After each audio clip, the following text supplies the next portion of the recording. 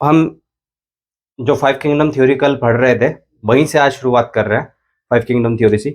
Five kingdom theory में सबसे कुछ करेक्टर्स, बेसिक करेक्टर्स जो है वो बता रहा हूँ आपको, ठीक है ना, क्योंकि वो जरूरी है, आपको पता होने चाहिए। तो आप एक छोटा सा टेबल बनाएंगे मेरे साथ, साथ में बनाते रहेंगे, साथ साथ बना लो मेरी। एक साइड में लिख दें करेक्टर, जिन्हें हम हिंदी में शब्द आता है, आपने सुना होगा लक्षण, और फिर इनके जितने भी किंगडम है उनके नाम लिखते चले जाएंगे। तो पहला किंगडम कौन सा है भाई? मोनेरा है, ठीक है ना। हाँ, दूसरा किंगडम कौन सा है? Monera protista. तीसरा कौन सा है? फंजाई। चौथा कौन सा है? प्लांटी। और पांचवा कौन सा है? एनिमेलिया। ऐसे पांच किंगडम है। तो ऐसे करके एक छोटी सी हमारे पास टेबल बन गई। तो ये पांच किंगडम हो गए, एम से मोनेरा, टी से प्रोटिस्टा, और एफ से फंजाई, और पी से प्लांटी, ए से एनिमेलिया। तो यहाँ पर दो पीपी हो गए। फंजाई सॉरी एफ से बनेगा, है ना, सॉरी प्रोटिस्टा। हाँ, एक तो पी से प्रोटिस्टा है और पी से यहाँ पे क्या है? प्लांटी। फिर दो क्यों अलग हो रहे थे तो इसलिए इनको कर लिया। अब इनके लक्षण चलते हैं। जैसा कि पहला लक्षण है सेल टाइप। पहला क्या है? सेल टाइप या कोशिका प्रकार। किस प्रकार की कोशिका होगी? पूरी दुनिया में दो ही प्रकार की कोशिकाएं पाई जाती है, या तो प्रोकैरियोटिक या यूकैरियोटिक। और ध्यान रखना, सिर्फ मोनेरा जो है, इसके अंदर, मोनेरा के अंदर तो होती है प्रोकैरियोटिक। कौन सी होती है? प्रोकैरियोटिक। बाकी सब में यूकैरियोटिक। बाकी सब में क्या होती है? यूकैरियोटिक होती है, ठीक है ना। यूकैरियोटिक, EUKERYOTIC, यूकैरियोटिक, ठीक है ना। यहाँ पे यूकैरियोटिक, यहाँ पे यूकैरियोटिक, और यहाँ पे यूकैरियोटिक। फर्क क्या होता है प्रोकैरियोटिक यूकैरियोटिक में? बात करेंगे इसकी भी, ठीक है ना। प्रोकैरियोटिक सेल और यूकैरियोटिक सेल में क्या डिफरेंस होता है। तो घुमाने के लिए क्वेश्चन पूछ सकता है कि मोनेरा किंगडम में कौन सी सेल टाइप पाई जाती है। तो आंसर हो जाएगा कौन सी सेल का टाइप पाया जाता है मोनेरा में? प्रोकैरियोटिक पाया जाता है, ठीक है ना। दूसरा करेक्टर जो है वो है सेल वॉल। किसका है? Cell wall. हिंदी में क्या कहेंगे? कोशिका भित्ति, सही बात। कोशिका भित्ति का प्रकार देख लीजिएगा इसका, ये किस चीज की बनी होती है। तो मोनेरा में कह रहा है कि मोनेरा में जो है कुछ सैकेराइड्स होते हैं और एमिनो अम्ल होता है। तो सैकेराइड, एक तो सैकेराइड है इसमें, ठीक है ना, और एक एमिनो एसिड्स। तो दो चीजों की बनी हुई है, saccharide, saccharide plus amino acid, plus क्या है? एमिनो एसिड, ठीक है ना, इस चीज की बनी हुई है। और इसमें जो है ना, यहाँ पर प्रोटिस्टा में कह रहा है कि कुछ में होती है और कुछ में नहीं होती। तो इन, यानी कि कुछ में हो सकती है, कुछ में उपस्थित है, और कुछ में नहीं भी है, ठीक है ना। जिनमें होगी यही सेम। उसके बाद में फिर आते हैं फंजाई। फंजाई में उपस्थित होती है, और जो है किसकी बनी होती है? काइटिन की बनी होती है। किसकी बनी होती है? काइटिन की। तो यहाँ पर प्रेजेंट है, सेल वॉल प्रेजेंट है, और किसकी बनी हुई है? काइटिन नाम का एक सब्सटेंस है, उसकी बनी हुई है। पी से प्रेजेंट और काइटिन लिख ही दिया है मैंने, ठीक है। फिर प्लांटी होती है, उनमें भी प्रेजेंट होती है, और किसकी बनी होती है? सेल्यूलोज नाम का एक सब्सटेंस होता है, उसकी बनी होती है। पी से प्रेजेंट और बाकी सेल्यूलोज मैंने ब्रैकेट में लिख दिया है।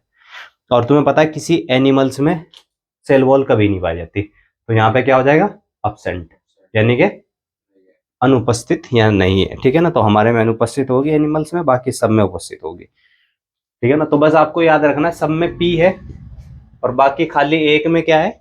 ए है। सब में प्रेजेंट है, बाकी लास्ट वाले में, एनिमेलिया में, अनअब्सेंट है। तीसरा पॉइंट जो आप याद करेंगे वो है केंद्रक झिल्ली का, ठीक है ना। किसका भाई? केंद्रक झिल्ली, जिसको बोलते हैं न्यूक्लियर मेम्ब्रेन।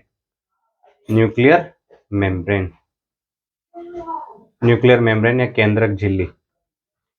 तो केंद्रक झिल्ली जो है, जिसे न्यूक्लियर मेम्ब्रेन आपने कहा है, ये जो न्यूक्लियस होता है, जो केंद्र होता है, उस न्यूक्लियस के ऊपर जो एक परत होती है ना, न्यूक्लियस के ऊपर किसी सेल के अंदर एक न्यूक्लियस होगा।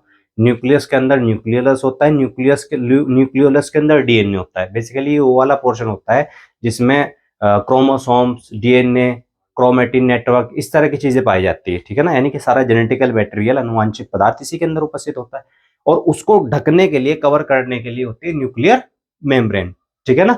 तो जो न्यूक्लियर मेम्ब्रेन है, इसकी मैं आपको बात बताऊं, ये किस में होगी और किस में नहीं, बस इतना पता करना, ठीक है ना। एक में होगी अब्सेंट, बाकी सब में क्या हो जाएगी? अच्छा, सिर्फ किस में नहीं होती है वो? मोनेरा में। यही क्वेश्चन बनेगा आपका, ठीक है ना, यही क्वेश्चन बनेगा कि किस में एब्सेंट होती है। Nuclear membrane is not found from the following, निम्न में से किस में न्यूक्लियर मेम्ब्रेन नहीं पाई, यानी कि 4 ऑप्शन दे देगा, मोनेरा, प्रोटिस्टा, फंजाई, प्लांटी। तो किस में नहीं होती? मोनेरा में नहीं होती, ठीक है ना, कर लेंगे, कोई दिक्कत नहीं है। उसके बाद में आता है बॉडी स्ट्रक्चर। अगली हेडिंग क्या है आपका? फोर्थ में बॉडी स्ट्रक्चर। बॉडी स्ट्रक्चर अगला पॉइंट आपका है, इसको जरा आप ध्यान से समझेंगे बॉडी स्ट्रक्चर्स को। बॉडी स्ट्रक्चर, बॉडी स्ट्रक्चर को देखेंगे। बॉडी स्ट्रक्चर का मतलब होता है काय संरचना, शरीर की संरचना। शरीर किस चीज से बना हुआ है, कैसा बना हुआ है, किस लेवल पे बना हुआ है, सेल लेवल पर है, टिश्यू लेवल पे है, ऑर्गन लेवल पे है, ऑर्गन सिस्टम लेवल पे है, या फिर शरीर के लेवल पर ही है। हमारा बॉडी देखो, हमारे बॉडी में क्या है, अंग है, बहुत सारे अंगों के मिलकर, अंगों से मिलकर बनी है। तो हमारी बॉडी अंगों से मिलकर बनी है, तो हमारा जो लेवल हो गया वो अंग लेवल का हो गया ना, हमारा शरीर जो हो गया अंग तंत्र लेवल का हो गया ना। तो अगर मैं एनिमल्स की बात करूं तो हमारे अंदर कौन सा सिस्टम पाया जाएगा? Organ system. कौन सिस्टम पाया जा रहा है? ऑर्गन सिस्टम पाया जा रहा है हमारे में, ठीक है ना। अब प्लांट्स भी थोड़े से हमारे से कम ही विकसित होते हैं, उनमें भी ऑर्गन पाए जाते हैं, ठीक है ना, उनके अंदर भी तो होती है, लीव्स होती है, स्टेम्स होता है, रूट्स होते हैं, उनके भी अंग है। तो प्लांट्स में भी क्या पाया जा रहा है? ऑर्गन सिस्टम पाया जा रहा है, ठीक है ना, ऑर्गन सिस्टम पाया जा रहा है। अब ये थोड़े से और कम विकसित हो गए हमारे से, कौन? फंजाई थोड़े से और कम विकसित है, तो इनमें ऑर्गन से कौन सा लेवल हो जाएगा हट के? टिश्यू लेवल हो जाएगा। क्या हो जाएगा? टिश्यू। ऑर्गन से अंग, अंग ऑर्गन सिस्टम था ना, ऑर्गन सिस्टम हटा के ऑर्गन कर दो खाली। क्या कर दो? ऑर्गन कर दो खाली। प्रोटिस्टा में खाली जो है ना सेलुलर लेवल होता है। कौन सा लेवल होता है? खाली सेलुलर लेवल होता है इसमें, सेल्यूलर लेवल होता है। और इसमें भी खाली कैसा लेवल होता है? सेल्यूलर। तो दोनों में सेल्यूलर होता है। तो सेल्यूलर यानी कि कोशिका, कोशिका यहाँ भी अंग मिल सकता है या टिश्यू भी मिल सकता है, ठीक है ना। और इनमें भी ऑर्गन भी मिलता है। जिनमें ऑर्गन होगा उनमें तो टिश्यू ऑटोमेटिकली होगा, वो मल्टी सेलुलर होगी, क्योंकि अंग है। अंग किससे बने होंगे? उत्तकों से तो मिलकर बने होंगे अंग, ऐसे तो अंग बन नहीं सकते। अब हम बात करते हैं पोषण विधि की। अगला पॉइंट इनका जो बहुत इंपॉर्टेंट है, पोषण विधि, फिफ्थ पॉइंट। पोषण विधि को बोलते हैं टाइप्स ऑफ न्यूट्रिशन या मेथड्स ऑफ न्यूट्रिशन। क्या बोलते हैं? Methods of nutrition. न्यूट्रिशन के प्रकार या पोषण कैसे लेते हैं, ये पोषण कैसे लेते हैं, भोजन कैसे प्राप्त करते हैं आप, इसका प्रकार देखिएगा। सबसे पहले यहाँ पर ये देखो, जो हम हैं, एनिमल्स है, हम किस पे डिपेंड करते हैं खाने पीने के लिए? दूसरों पे डिपेंड करते हैं या खुद अपना भोजन खुद बना लेते हैं? दूसरों पे डिपेंड करते हैं। तो हम दूसरों पे जो डिपेंड करते हैं वो ज्यादातर क्या होंगे? हेट्रोट्रोपिक होंगे। क्या होंगे? हेट्रोट्रोपिक। तो हम हेट्रोट्रोपिक है, दूसरों पे डिपेंड करते हैं। अब हमारे अंदर, एनिमल्स के अंदर हर तरह के हो सकते हैं। हम एनिमल्स वे भी होते हैं जो एनिमल्स को खा लेते हैं। एनिमल्स वो भी होते हैं जो खाली घास फूस को खाते हैं। एनिमल्स वो भी होते हैं जो मुर्दा जंतुओं को खा लेते हैं, मुर्दार को खा लेते हैं, ठीक है ना, जैसे कि गिद्ध हो गया आपका, ठीक है ना, डेड को खा लेता है। तो यहाँ पर हेट्रोट्रोपिक के बहुत सारे प्रकार हो सकते हैं, कभी डिस्कस में बात करेंगे। जो मानने की बात है, मैं वैसे बोल के बता देता हूँ आपको। जो खा लेते हैं सिर्फ खाली प्लांट्स को, वो हर्बीवोर्स हो गए। जो खा लेते हैं एनिमल्स को, वो कार्निवोर्स हो गए। जो खा लेते हैं प्लांट्स और एनिमल्स दोनों को, वो ओमनिवोर्स हो गए। और जो खाते हैं मरे हुए जंतुओं को, वो सेप्रोफाइटिक हो गए। क्या हो गए? सेप्रोफाइटिक, क्योंकि डेड ऑर्गेनिज्म को खा रहे हैं। और जो लिविंग में रहते हैं, एक दूसरे के साथ सिम्बायोटिक रिलेशन दिखाते हैं, सहजीवी जीवन जीते हैं, उन्हें सिम्बायोटिक कहते हैं, ठीक है ना, सिम्बायोटिक रिलेशंस भी दिखाते हैं कुछ। फिर आते हैं हम किस पे भाई? प्लांट्स पे। प्लांट्स तो आपको पता है ऑटोट्रोपिक है। क्या है? अपना भोजन खुद बना लेंगे। ऑटोट्रोपिक, ऑटोट्रोपिक का मतलब प्रकाश आया, सनलाइट आई, इनके पत्तियों पे क्लोरोफिल होता है इनकी, उस पे बड़ी क्लोरोफिल पे, और इनके अंदर पानी तो होता ही है, पानी, सनलाइट, क्लोरोफिल, और प्लस में जो हम कौन सी गैस रिलीज करते हैं, CO2, कार्बन डाइऑक्साइड, वो ये 4 चीजें मिलकर जो है ना इनकी बॉडी में बना देती है ग्लूकोज और ऑक्सीजन और वाटर। तो ये ग्लूकोज तो सॉरी, ग्लूकोज का तो खुद यूज कर लेते हैं अपना जीवन जीने के लिए, ऑक्सीजन रिलीज कर देते हैं, हमें दे देते हैं, और वाटर भी ड्रॉप आउट कर देते हैं। नेक्स्ट लिखिएगा, अगला क्या है?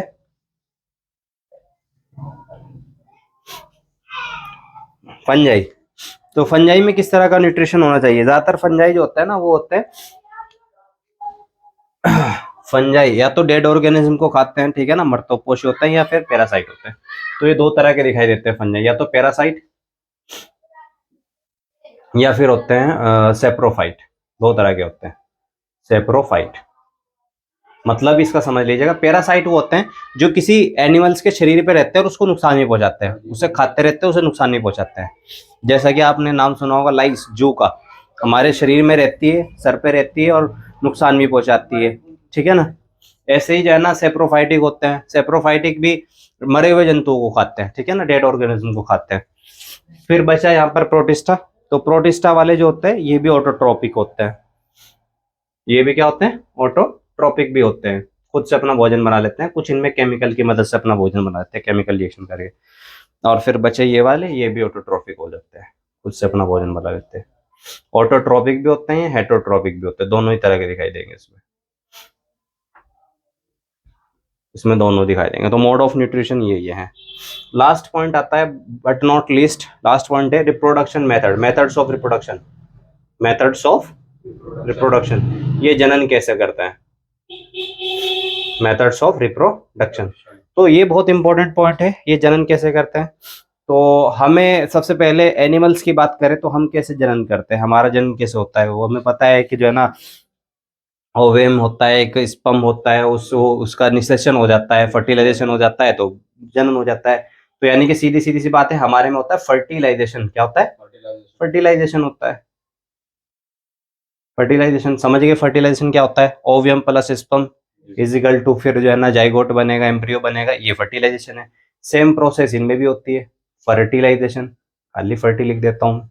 तो फर्टिलाइजेशन फर्टिलाइजेशन सेम चीज इनमें होती है, फर्टिलाइजेशन। तो तीन में सेम आ गई फर्टिलाइजेशन। अब बचा कौन सा आपका, प्रोटिस्टा बचा। प्रोटिस्टा में क्या है, बॉडी इनकी संयुग्मन कर लेती है, यानी कि एक शरीर है वही दो में बढ़ जाता है, एक शरीर है वही कितना हो जाता है, दो में डिवाइड हो जाता है, दो शरीर फिर बाद में चार में, इस तरीके से होने लगता है, ठीक है ना। ये मेथड इनके अंदर चलता है, ठीक है ना, संयुग्मन वाला मेथड चलता है इनमें। सेल डिवीजन एक तरीके से समझ लीजिएगा, इनकी बॉडी जो है ना खुद ही डिवीजन करने लगती है। और लास्ट में ये बचता है सेम पोर्शन ये भी करता है, संयुग्मन ही करता है, ठीक है ना।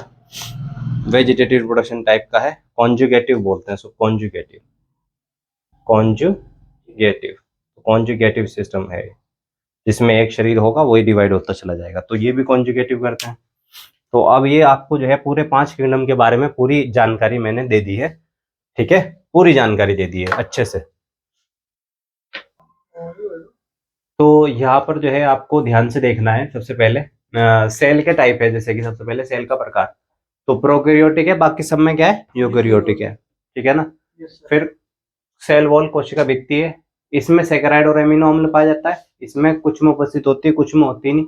यहाँ पर प्रेजेंट है, पी का मतलब प्रेजेंट है, और काइटिन की बनी हुई है, किसकी, काइटिन की बनी हुई है। यहाँ पे प्रेजेंट है लेकिन किसकी बनी हुई है, सेल्यूलोज की, यहाँ पर होती ही नहीं है, एब्सेंट का मतलब अनुपस्थित है, ठीक है ना। फिर न्यूक्लियर मेम्ब्रेन जिसे केंद्रिक झिल्ली कहते हैं, यहाँ पे ए का मतलब क्या हो गया, एब्सेंट, यानी कि एब्सेंट का मतलब अनुपस्थित, बाकी सब में प्रेजेंट यानी कि उपस्थित, ठीक है ना, इतना समझ में आता है। बॉडी स्ट्रक्चर यानी कि शरीर की संरचना, तो शरीर की संरचना में जो है यहाँ पर किसके लेवल की है, सेल, यहाँ पर भी सेल लेवल की है, ऑर्गन लेवल की, यहाँ पे ऑर्गन सिस्टम, यहाँ पे भी ऑर्गन सिस्टम, अंग तंत्र बोलते हैं इसको, ठीक है ना। सेलुलर को कोशिकीय बोलते हैं हिंदी में। फिर मेथड्स ऑफ न्यूट्रिशन यानी कि पोषण के प्रकार, पोषण के प्रकार में जो है यहाँ पर ऑटोट्रोपिक, यानी कि ऑटोट्रोपिक का मतलब होता है स्वपोषी, क्या बोलते हैं हिंदी में इसको, स्वपोषी बोलते हैं। हेटरोट्रोपिक का मतलब होता है परपोषी हिंदी में, ठीक है ना। तो स्वपोषी या परपोषी, तो यहाँ पर भी स्वपोषी ऑटोट्रोपिक खुद से कर लेगा ये पैरासाइट का मतलब भी बताया मैंने, परजीवी बोलते हैं हिंदी में इसको, जो दूसरों पर निर्भर करते हैं जीवन के लिए अपने, लेकिन नुकसान पहुंचा के उनको, क्या करके, नुकसान पहुंचा के। और सेप्रोट्रॉप का मतलब, सेप्रोफाइटिक का मतलब हिंदी में होता है मर्तोपजीवी, क्या होता है, मर्तोपजीवी, ऐसे समझ में आ रहा होगा, मरे हुए जंतु खाने वाला। ऑटोट्रोपिक स्वपोषी फिर से, और फिर हेटरोट्रोपिक का मतलब होता है परपोषी, भी बताया था आपको, ठीक है ना।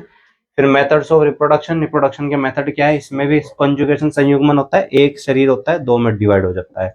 और यहाँ पर फर्टिलाइजेशन का मतलब निषेचन होगा, यहाँ पे भी निषेचन, यहाँ पे भी निषेचन, ठीक है। इसका मतलब क्या है, सेलुलर का, सेलुलर का मतलब कोशिकीय, कोशिका लेवल का, यानी कि कहाँ पर सेलुलर लिखा हुआ ये वाला, ये बॉडी स्ट्रक्चर, यानी कि भाई प्रोटिस्टा है, एक जीव, वही एक कोशिका वही जीव है पूरा, जैसा प्रोटोजोआ है एक जीव है, वही कोशिका वही शरीर है उसका, ठीक है। हाँ, बात समझ में आ गई। हाँ, यूनिसेलुलर है इसका मतलब ये। अब हेडिंग डाल देंगे ये वाली, किंगडम मोनेरा। ये क्लियर कर दूं मैं?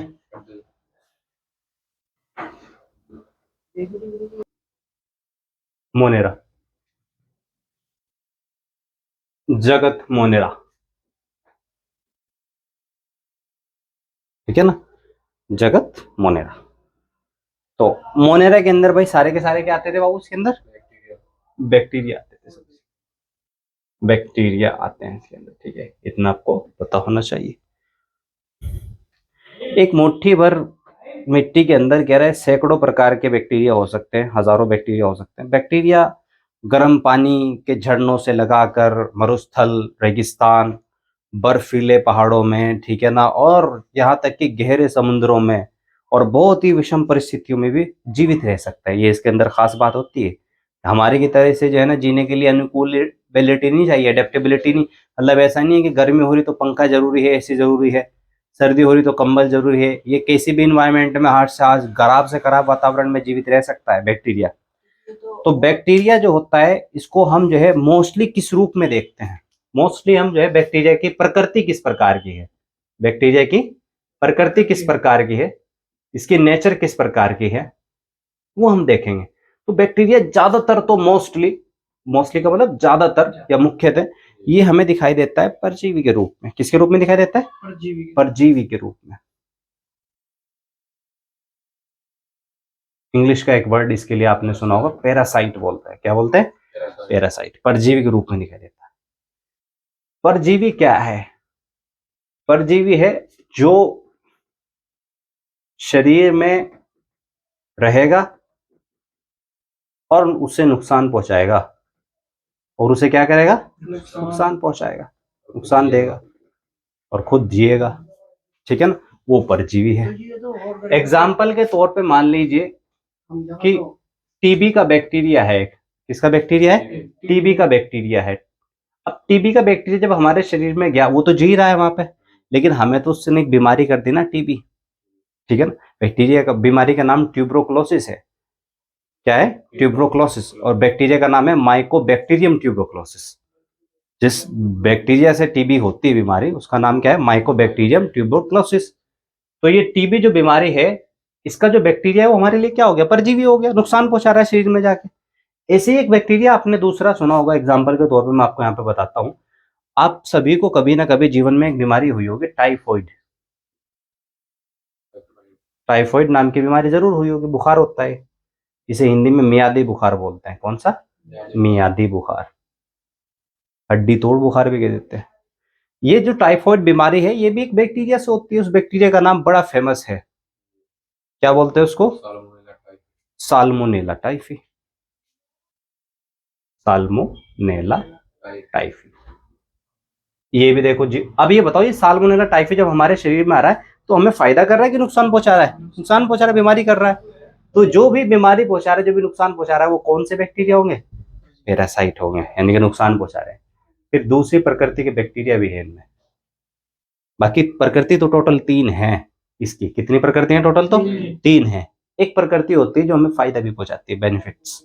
तो एक तो नुकसान पहुंचाने वाली हो गई इस साइड, ये तो पूरी साइड हमने कौन सी कर ली? नुकसान वाली कर दी।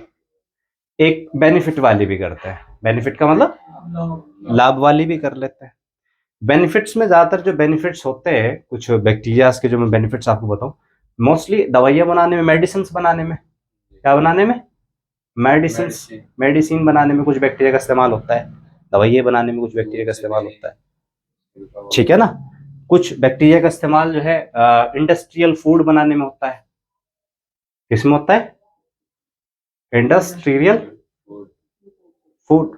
इंडस्ट्रियल फूड जैसे कि आप ब्रेड खाते हैं, क्या खाते हैं? ब्रेड खाते हैं। तो ब्रेड कुछ इसी तरह के जीवाणुओं से बन जाती है, ठीक है ना। उसमें भी आपने सुना होगा, हालांकि वो बैक्टीरिया नहीं है, किंगडम मोनेरा उसका आता है, फंजाई का, ईस्ट से बनती है ब्रेड, ठीक है ना, लेकिन फिर भी मान लेते हैं। और जो है ना कुछ चीजें आपने देखा होगा, और बहुत सारी चीजें इस तरह की है जो हमारे लिए फायदेमंद है, वो बन जाती है। जैसे कि आपने देखा होगा कर्ड, दही।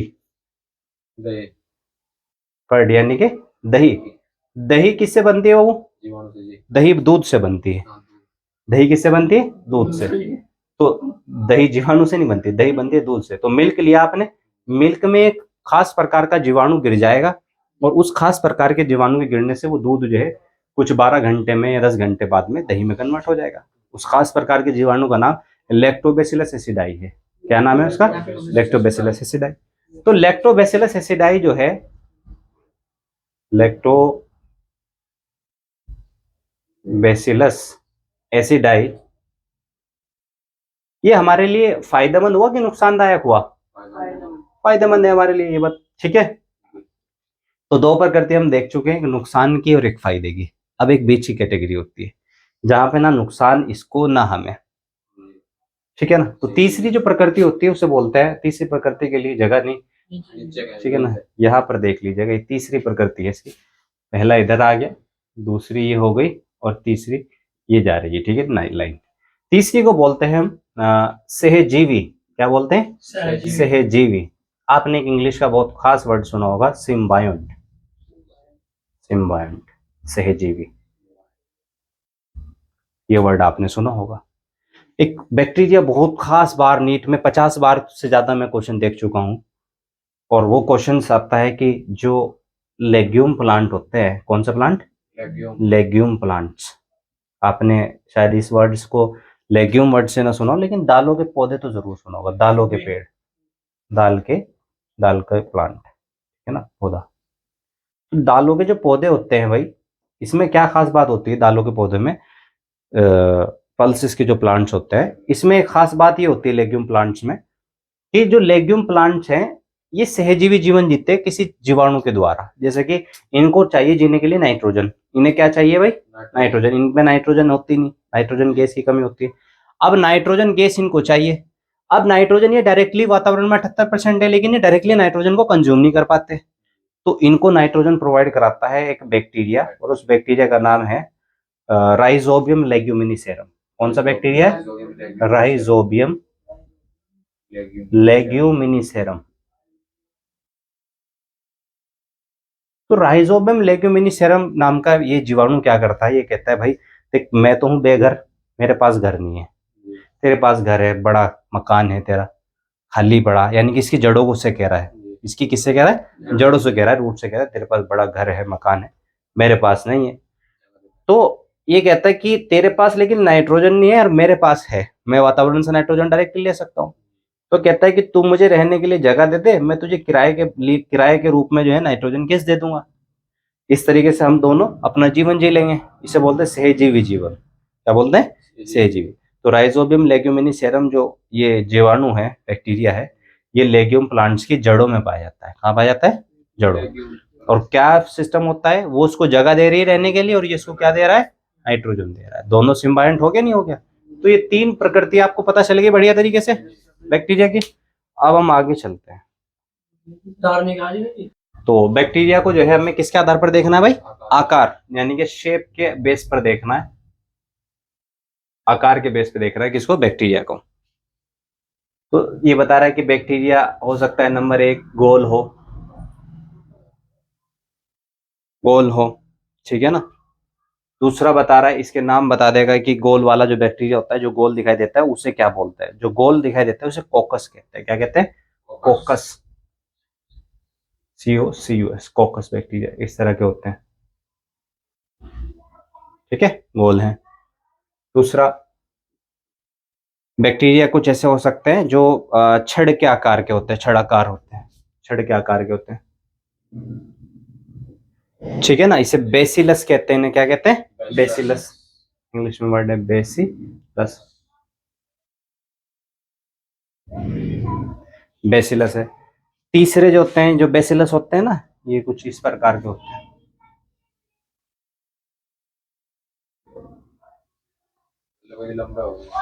हाँ, बेसिलस छड़ के आकार के होते हैं, ठीक है ना। और तीसरे जो होते हैं कोमा आकार के होते हैं। थर्ड क्या होते हैं? कोमा, कोमा, ठीक है ना। तो कोमा आकार के जो होते हैं उन्हें विब्रियम बोलते हैं। क्या बोलते हैं? विब्रियम, विब्रियम बैक्टीरिया बोलते हैं। ये कुछ इस तरह के होते हैं, जैसा कोमा होता है ना, कुछ वैसे दिखाई देते हैं। कोमे जैसे दिखाई दे रहा है ना, विब्रियम जैसे।